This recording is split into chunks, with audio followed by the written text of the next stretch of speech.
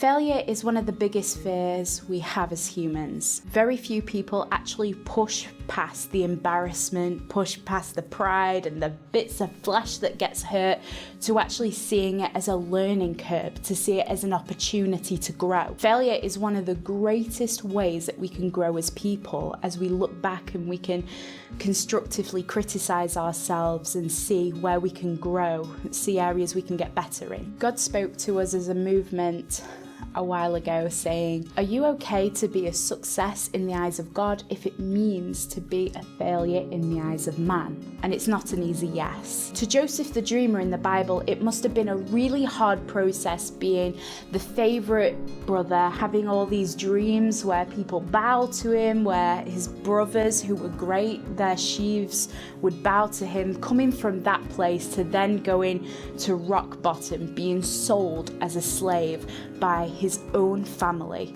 And not only that, once he's a slave, he gets thrown into prison under false accusations. If I was there, I would have probably been like, this is the end of my life. I've failed. What have I done? What is God doing to me? How do I get out of this? There is no hope for me right now. But one of the things to learn from Joseph is to actually push through. He actually did well wherever he went. When he went to Potiphar's house before the false accusations, he did well as a slave.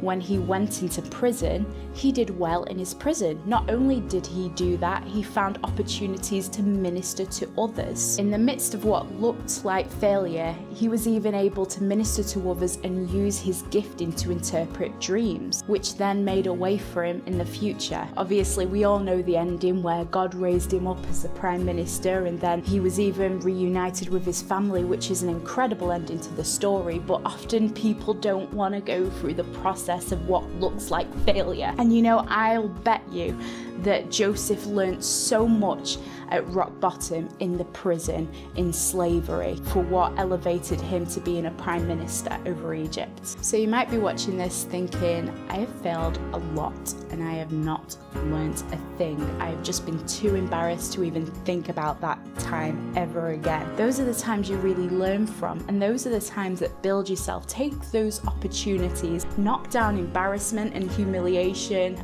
and just say, I don't care if I am a failure in the eyes of man, if I look silly to man, I am immune to the criticisms of man because I am immune to the praises of man. Often the times you learn from the most are not the times that go perfectly, but the times that don't go well or almost go well. If there are moments where you feel like you're failing and it's not going to plan, it's not going well, actually just lean into Holy Spirit and say, Holy Spirit, what do you want me to learn in this moment?